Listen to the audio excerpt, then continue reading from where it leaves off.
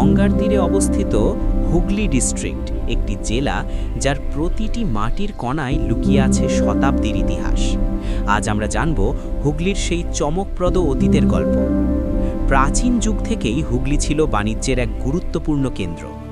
গুপ্তা এম্পায়ারের সময় এই অঞ্চলে কৃষি ও নদীপথে ব্যবসা বাণিজ্য ব্যাপকভাবে উন্নত হয়।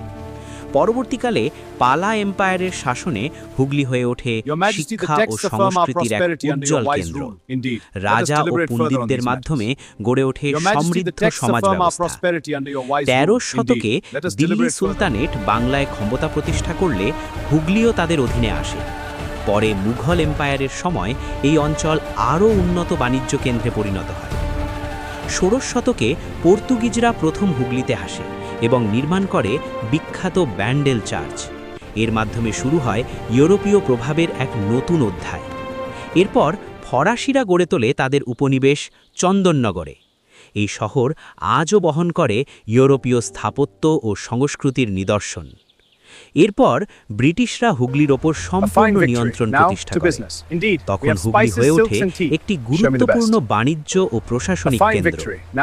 স্বাধীনতা আন্দোলনের সময় শ্রীরামপুর ছিল শিক্ষা ও বিপ্লবের এক গুরুত্বপূর্ণ কেন্দ্র।